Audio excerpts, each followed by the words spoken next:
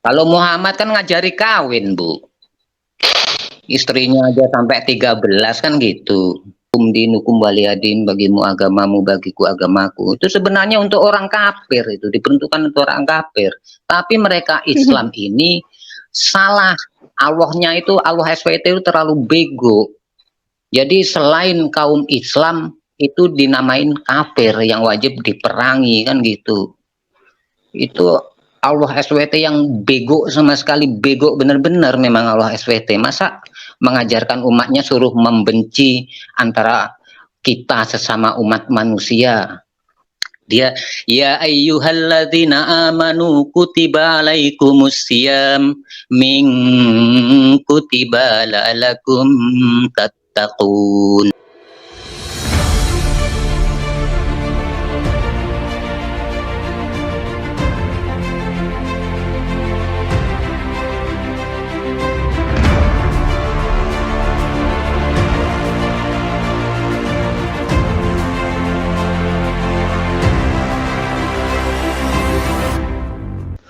Assalamualaikum warahmatullahi wabarakatuh, sahabat semuanya. Jumpa lagi kita ya. Alhamdulillahirabbil alamin. Segala puji bagi Allah, Tuhan semesta alam. Tiada Tuhan selain Allah. Allah lah satu-satunya Tuhan.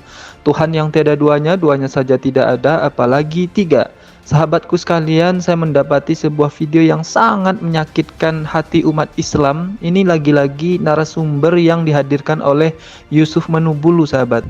Di sana ada 3 orang dan mereka ini oten semua ya. Ada Yusuf Manubulu, Fajar Hope, dan juga Mary, sahabat.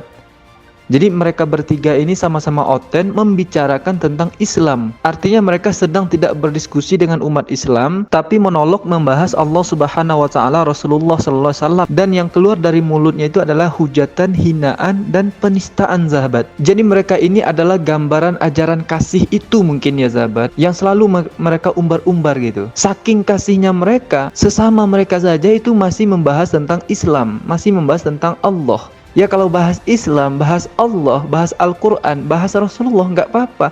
Tapi kalau disertai dengan penistaan seperti ini yang tidak bisa kita terima begitu. Jadi tidak salah kalau kepolisian itu menangkap Yusuf Manubulu ini, sahabat. Karena dialah yang telah menghadirkan orang-orang pembenci Islam ini, Islamofobia ini.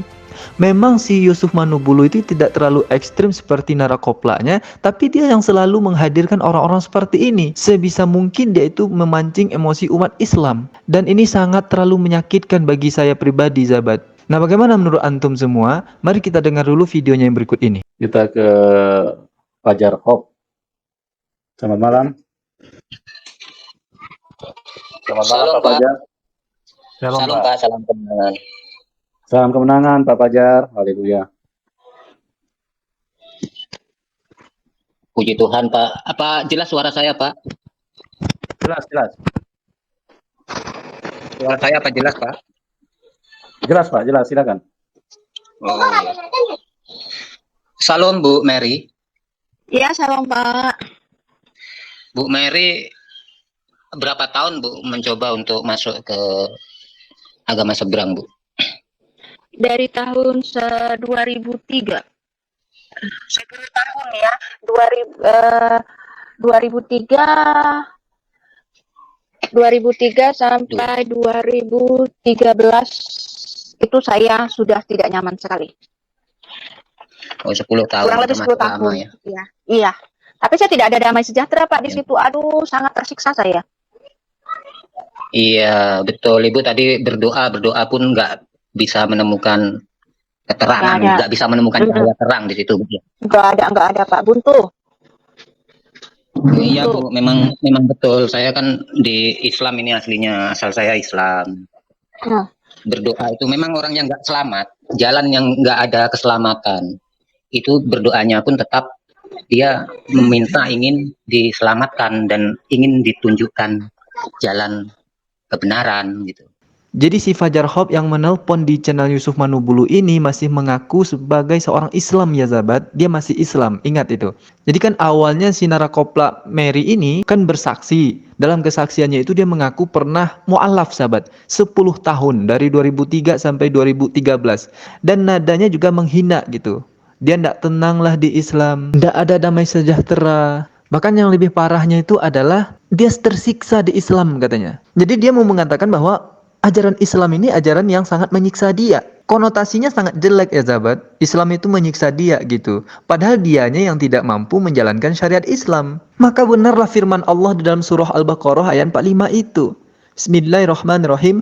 Wasta'inu bis sabri was salah wa innaha lakabiratun illa 'alal khashi'in. Mohonlah pertolongan kepada Allah dengan sabar dan solat. Sesungguhnya solat itu benar-benar berat, kecuali bagi orang-orang yang khusyuk. Jadi dianya yang tidak khusyuk di dalam Islam, Islam pula yang disalahkan, menyiksa dia, sahabat. Na'udzubillah tsumma na'udzubillah. Maka saya bilang tadi, agama seberang ini memang nggak ada penyelamat. Makanya dia minta ingin selamat. Karena Islam itu sebenarnya ahlinya neraka. Kalau kita kan ahlinya surga kan gitu, Bu. Amin, amin. Amin. Bagi kawan-kawan yang di layar chat itu, ya saya hanya ngomong, memang betul yang dikatakan Pak KC. Sholat yang baik itu sebenarnya inas sholati tanha anil fahsa iwal mungkar. Sesungguhnya sholat itu mencegah perbuatan keji dan mungkar, bukan sholat yang nunggang-nungging itu. Betul Pak KC memang. Ya kan? Memang bau sekali ongok para oten ini kalau bicara, sahabat. Lidahnya itu ringan sekali membaca Al-Quran kemudian ditafsirkan menurut otak mereka sendiri gitu. Katanya sholat yang benar itu menurut KC anil fahsya iwal mungkar, mencegah perbuatan keji dan mungkar. Itu bukan kata KC ongok. Itu kata Al-Quran. Sholat yang benar itu adalah sholat yang mencegah keji dan mungkar. Itu benar, kata Al-Quran. Sholat yang mencegah anil fahsya'i wal mungkar itu adalah sholat seperti Rasulullah sholat.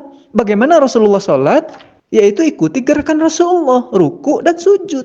Wa aqimis sholah, wa atuz zakah, warka'u ma'ar raki'in. Tegakkanlah sholat, tunaikanlah zakat, dan rukulah beserta orang-orang yang ruku.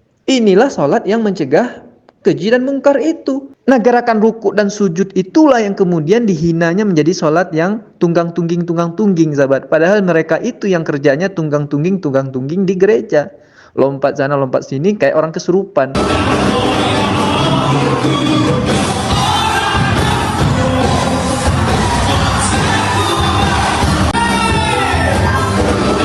Sementara kitabnya sendiri berkata apa? Matius 26 nomor 39. Maka ia maju sedikit lalu sujud dan berdoa. Katanya, ya Bapakku, jikalau sekiranya mungkin, biarlah cawan ini lalu daripadaku. Tetapi janganlah seperti yang ku kehendaki, melainkan seperti yang engkau kehendaki. Engkau harus menyembah Tuhan Allahmu, dan hanya kepada Dia sajalah engkau berbakti. Lukas 4 ayat 8. Ini adalah perintah Allah yang disampaikan Yesus kepada pengikutnya. Pada ayat itu diakhiri dengan kata, hanya kepada Dia sajalah engkau berbakti, yang artinya sangat tegas bahwa sujud menyembah Allah. Itu adalah bentuk berbakti kepada Allah yang harus dilakukan. Dan hanya kepada Allah saja kita harus berbakti. Keharusan untuk sujud menyembah Allah telah ditegaskan pula oleh kitab PL mereka dalam Mazmur 86 ayat 9. Bacalah itu.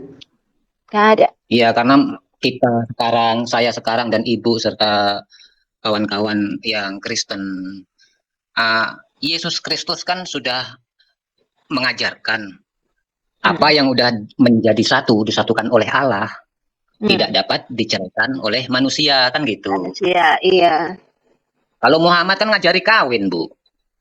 Istrinya aja sampai 13 kan gitu.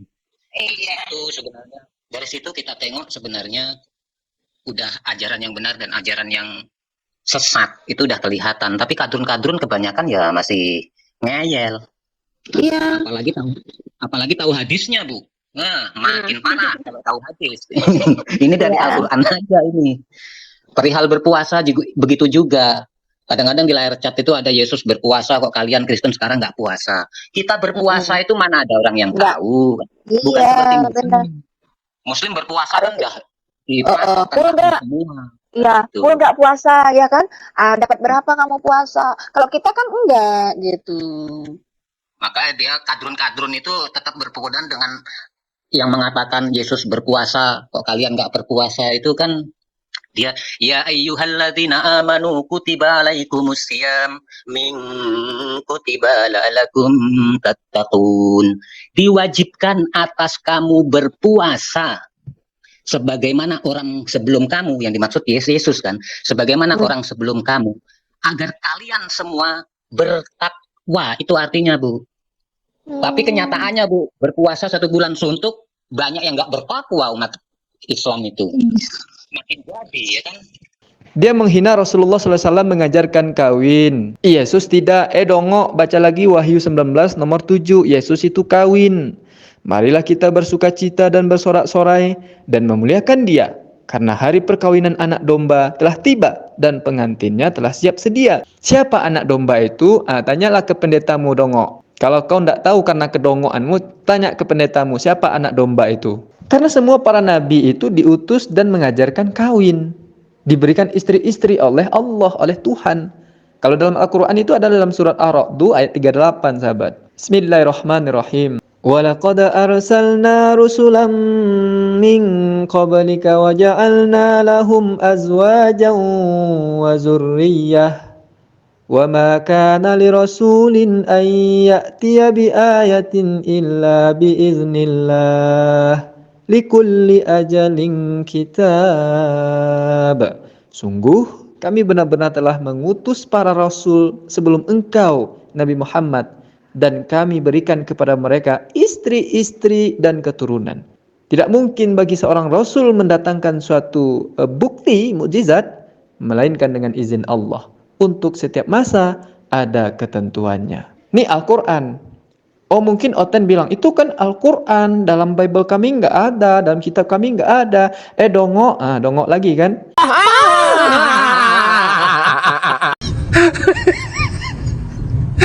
Nabi Ibrahim itu punya 2 istri ya, Dongok. Anda nanti buka lagi Kejadian 11 nomor 29 sampai 31. Istrinya Sarah dan Hagar. Selain itu, Ibrahim juga disebut punya gundik bernama Kentura. Kejadian 25 nomor 1. Nabi Yakub punya 4 istri, Dongok. Yaitu Lea, Rahel, Bilha, dan Zilfa. Kejadian 29 nomor 31 sampai 32. 30, 34, 30 nomor 39. Jejak Nabi Yakub ini juga ditiru oleh anaknya Esau dengan menikahi 2 perempuan Kanaan, yaitu Ada dan Oholibama. Kejadian 36 nomor 2 sampai nomor 10. Lalu Nabi Musa berpoligami dengan mengawini 2 istri juga, Dongok. Salah satunya bernama Zipora, Keluaran 18 nomor 2, Bilangan 12 nomor 1. Salomo alias Nabi Sulaiman punya 700 istri dan 300 gundik. 1 Raja-Raja nomor 1 sampai 3. Anak kandung Salomo, Rehabeam, juga berpoligami. Ia punya 8 istri dan 60 gundik yang memberinya 28 anak laki-laki dan 60 orang perempuan. 2 Tawarik 11 nomor 21. Nabi Daud memiliki banyak istri dan gundik, Dongok-dongok. Di antaranya Ahinoam, Abigail, Maca, Azid, Eja, Mikhail, dan Bathsheba. 1 Samuel 25, 43, 44, 27, 3, 30. Oh, banyak ini ya. Tawarik 3, 1-9 juga sama mengatakan itu. Kemudian Simson kawin beberapa kali. Hakim-Hakim 14 nomor 10. Hakim-Hakim 16 nomor 1-4. Dan masih banyak lagi daftar pelaku poligami dalam kitabmu, Dongok. Berapa kali, Dongok, buat Anda ini? Jauh sebelum Rasul lahir, Nabi Daud, Abraham, Yakub, dan Salomo telah mempraktikkan poligami. Tapi tak satu pun ayat Bible yang mengecam atau menilainya sebagai tindakan yang salah, bermaksiat dan dosa. Nabi Daud mengoleksi banyak istri dan gundik, tapi Tuhan tidak mengacamnya sebagai kelemahan. Bahkan Tuhan memberikan penghargaan dengan julukan Nabi yang taat kepada Tuhan dan berkenan di hatinya. Kisah Para Rasul 13 nomor 22. Banyak sekali ayat berpoligami dalam kitabmu. Jangan kau tunjukkan kedongoanmu, bau kali mulutmu itu ketika kau berbicara seperti itu. Kemudian mengenai perintah puasa juga, sahabat. Nih murtadin yang ngaku Islam ini baca Al-Quran aja belepotan. Gimana dia mau menafsirkan, menerjemahkan Al-Quran itu sendiri? Dia ya ayyuhalladzina amanu kutiba alaikumusiyam min kutiba la'alakum tattaqun. Tai kucing.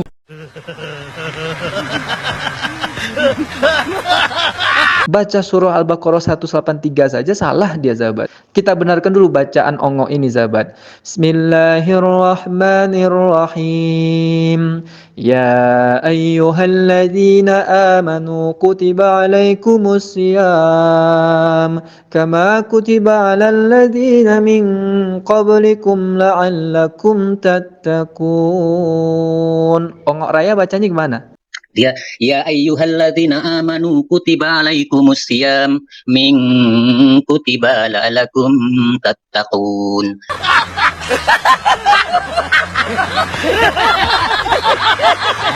Nah, itu kan ketahuan kualitasnya.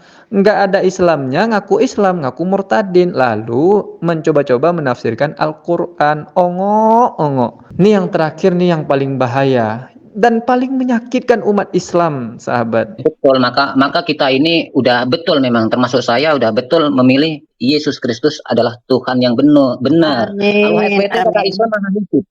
Amin. Allah SWT kan kata Islam kan Allah SWT maha hidup. Kadang-kadang ada yang itu komentar-komentar orang Islam itu ada yang itu kan nama Allah itu kan ada sifatnya, sifat Allah katanya banyak. Itu saya pun udah tahu. Menyebutkan kafir. Dia mengutip pada ayat-ayat itu surat Al-Kafirun yang dia anukan itu, yang ayat yang terakhirnya itu lakum dinukum waliyadin, bagimu agamamu bagiku agamaku. Itu sebenarnya untuk orang kafir, itu ditentukan untuk orang kafir. Tapi mereka Islam ini salah. Allahnya itu Allah SWT itu terlalu bego. Jadi selain kaum Islam itu dinamain kafir yang wajib diperangi kan gitu. Itu Allah SWT yang bego sama sekali, bego benar-benar memang Allah SWT. Masa mengajarkan umatnya suruh membenci antara kita sesama umat manusia, ya kan? Disuruh membunuh. Itu sebenarnya yang merenggangkan hubungan kita antar sesama manusia termasuk di Indonesia ini. Nih saya tidak bisa berkomentar. Karena nanti kalau saya komentari keluar pula hujatan saya terhadap Tuhan mereka. Dan kita usahakan menghindari itu. Jangan sampai kita menghujat Tuhannya mereka. Karena kalau kita hujat Tuhannya mereka, semakin bau ongok mereka, sahabat. Tuh ongok oten ini kalau dia bernapas dalam laut itu, mengapung semua tuh ikan laut. Saking baunya mulut mereka ya dalam menghujat Allah, Rasul dan Islam ini. Cukuplah firman Allah di dalam surah Al-Furqan ayat 44 untuk menggambarkan orang-orang ini. Am tahsabu anna aktsarahum yasma'una aw ya'qilun